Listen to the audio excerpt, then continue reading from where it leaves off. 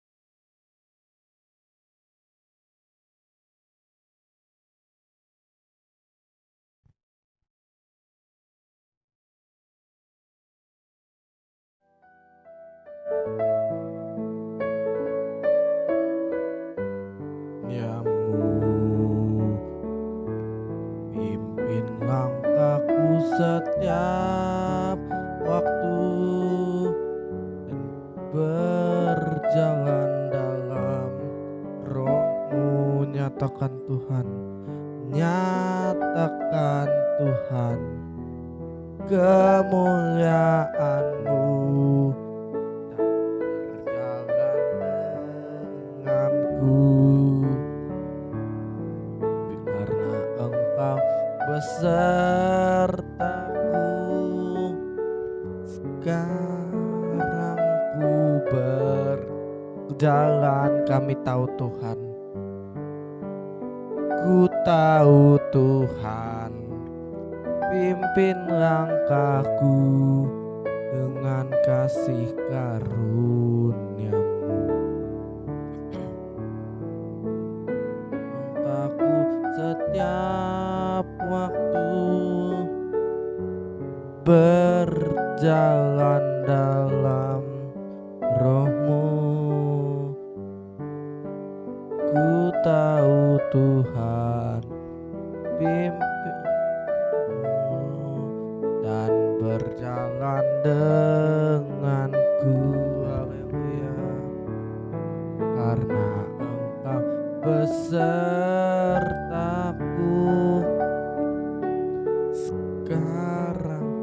Sekarang ku berjalan, kami perlu Tuhan.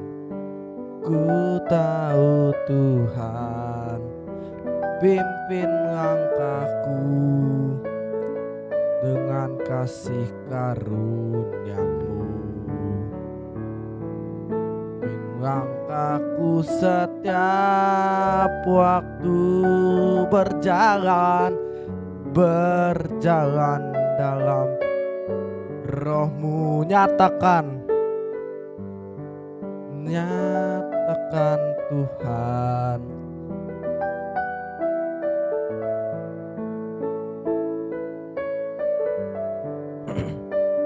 haleluya. Katakan, nyatakan Tuhan kemuliaan-Mu dan berjalan denganku.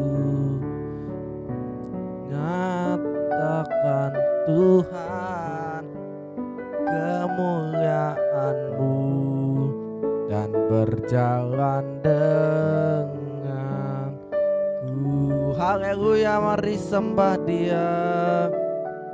Oh, haleluya. Kami perlu Engkau Tuhan, memimpin jalan kami, karena tanpa Engkau kami tidak bisa berbuat apa-apa. Kami, oh haleluya, Engkau yang menemukan setiap kami. Sembah Dia. Haleluya.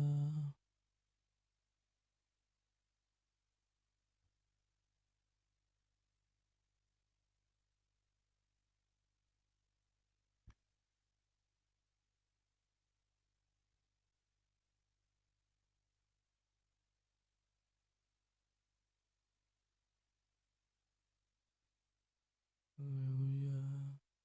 Mari kita bersyukur. Kami bersyukur Tuhan. Kami bersyukur Bapa. Oh,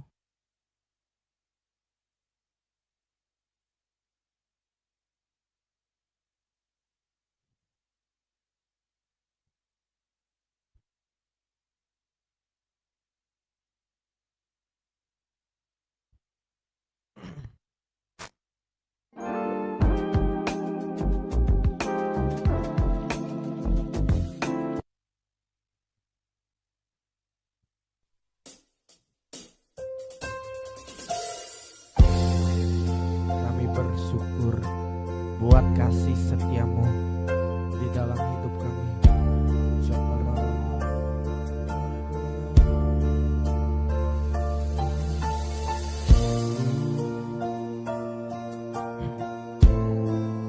Katakan,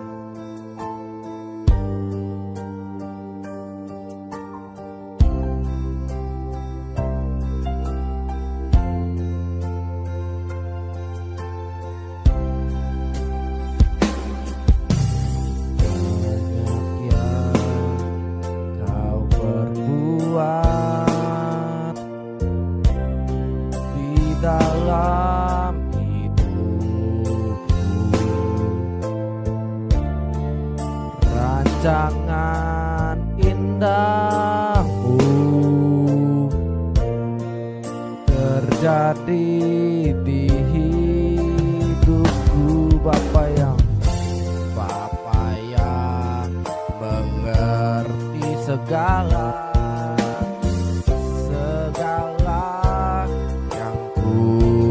perlu kasih-Mu sempurna, nyata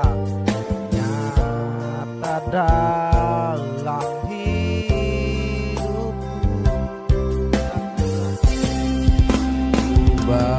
Bersyukur Bapa, ku bersyukur Tuhan buat kasih setiamu di dalam hidupku. Ku bersyukur Tuhan, ku bersyukur Bapa, ku bersyukur Tuhan buat kasih setiamu di dalam hidupku. Ku bersyukur Tuhan.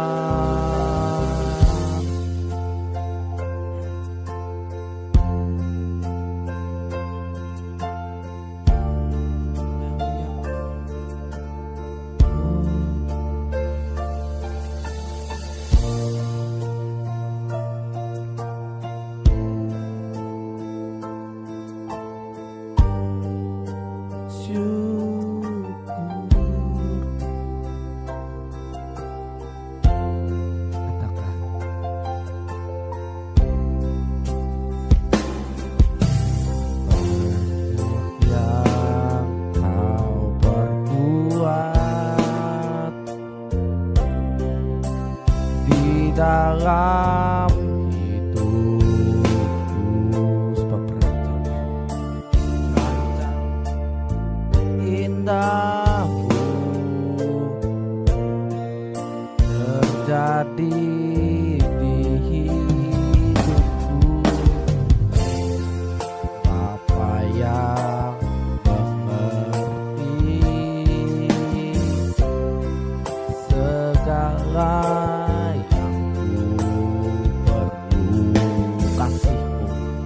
kasih-Mu sempurna,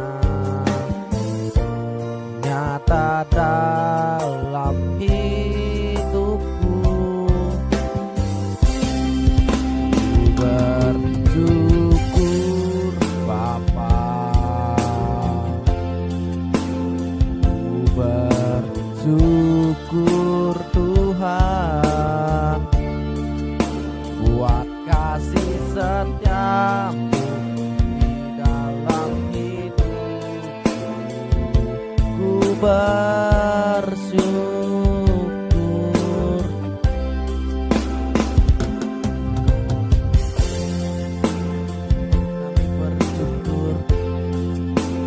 Kami bersyukur Tuhan, karena kasih setia di dalam setiap kami. Kami bersyukur.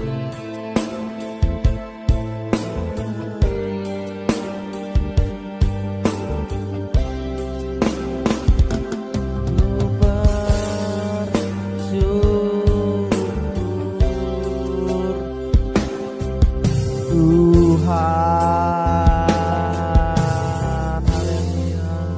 Hari ini Tuhan sudah menyatukan kami di dalam Root Prayer online ini Tuhan, semua karena anugerah dan perkenanan Tuhan.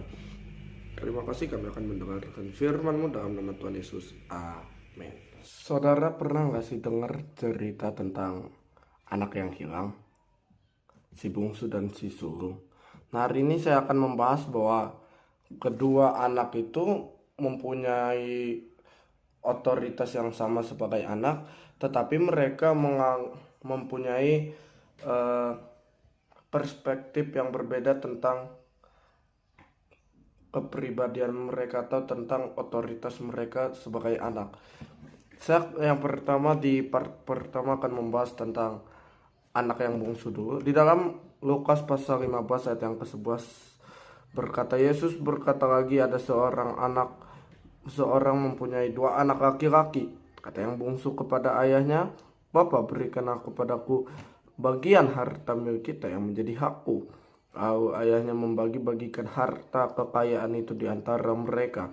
Beberapa hari kemudian bungsu itu menjual seluruh bagian itu lalu pergi ke negeri yang jauh. Di sana ia memboroskan harta miliknya itu dengan hidup berfoya-foya. Setelah dihabiskannya semuanya, timbullah bencana kelaparan di dalam negeri itu dan ia pun mulai melarat. Lalu ia pergi dan bekerja pada seorang majikan di negeri itu. Orang itu menyuruh ke ladang untuk menjaga babinya. Lalu ia ingin mengisi perutnya dengan ampas yang menjadi makanan babi, tetapi tidak seorang pun yang memberikannya kepadanya. Lalu ia menyadari keadaannya, katanya, betapa banyak orang upahan Bapakku yang berlimpah-limpah makanannya, tetapi aku di sini mati kelaparan. Aku akan bangkit dan berkata kepada Bapakku dan berkata kepadanya, Bapa, aku telah berdosa terhadap sorga dan terhadap Bapa. Aku tidak layak lagi disebutkan anak Bapa. Jadikanlah aku sebagai salah seorang upahan Bapa. Kita belajar dari perumpamaan ini bahwa anak bungsu ini mempunyai perspektif dia anak. Pada saat Yesus menceritakan cerita ini, dia berkata, kata yang bungsu kepada ayahnya, Bapa, berikanlah kepadaku bagian harta milik kita yang menjadi hakku. Jadi istilahnya kalau kita sekarang, dia itu seperti minta warisan. Dia minta bahwa yang dia ingini itu harus cepat, walaupun bapaknya belum mati. Dalam hidup kita sering seperti anak ini, bukan? Bahwa ketika Tuhan belum mengabulkan doa kita sering berkata, Tuhan cepet dong kabulin. Kadang memang Tuhan kabulin, tapi pada saat kita sudah dijawab nih doanya, kita langsung kabur dan melupakan Tuhan. Nah, pada saat anak itu kelaparan dan sangat melarat,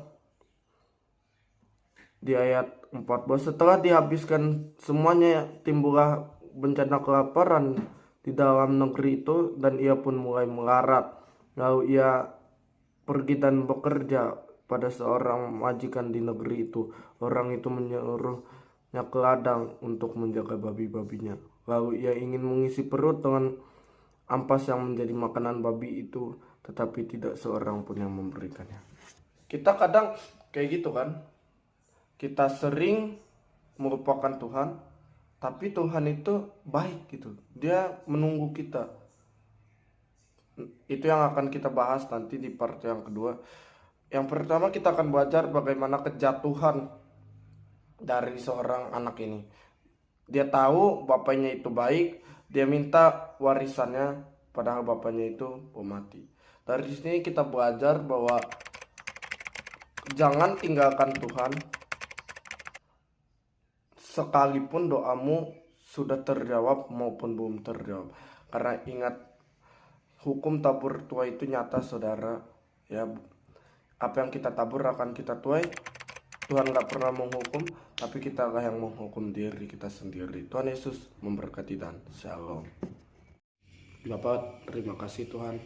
Tuhan sudah mengingatkan kami bahwa sekalipun kami bisa jatuh dalam kehidupan kami, tapi Tuhan gak akan membiarkan kami jatuh tergeletak Tuhan. Tuhan gak akan mengizinkan kami jatuh sampai parah Tuhan. Kadangkala dalam hidup kami sering meremehkan kuasa Tuhan. Kami sering tidak percaya Tuhan. Tapi kami percaya hari ini bahwa Tuhan sanggup melakukan segala perkara dalam hidup kami. Tuhan dapat melakukan yang jauh lebih banyak daripada yang kami dapat pikirkan dan doakan. Makasih Tuhan, makasih. Hari ini mereka yang sedang sakit, Tuhan apapun penyakitnya, ya kami yang hari ini sakit dalam nama Tuhan Yesus, oleh biar Tuhan Yesus, kami yang sakit sudah disembuhkan dalam nama Tuhan Yesus.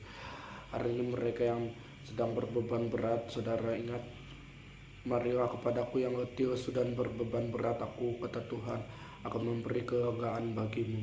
Ingat saudara bahwa Tuhanmu turut bekerja dalam segala sesuatu untuk mendatangkan kebaikan. Makasih Tuhan. Yang hari ini dalam kesendirian Tuhan, baik janda, duda, yatim piatu, orang yang jompot, fakir, miskin yang terpenjara, Tuhan melawat mereka. Kelawatan kasih Tuhan turun atas mereka Tuhan. Dan hari ini aku berdoa Tuhan bagi mereka yang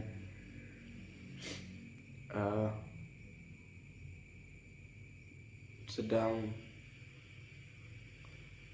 menanti pasangan Tuhan. Tuhan berikan jodoh yang terbaik oleh penyertaan Allah Roh Kudus dalam nama Tuhan Yesus.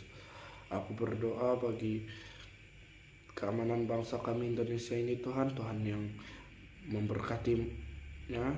Pada tanggal 20 kami akan melaksanakan peresmian pelantikan presiden Tuhan. Tuhan yang sudah memilih presiden yang terbaik, karena mereka bertanggung jawab dan memiliki takut akan Tuhan, serta mereka dapat menghormati Tuhan. Dalam nama Tuhan Yesus yang percaya diberkati Tuhan. Tuhan iman sama-sama kita katakan amin, amin, amin. Tuhan Yesus memberkati.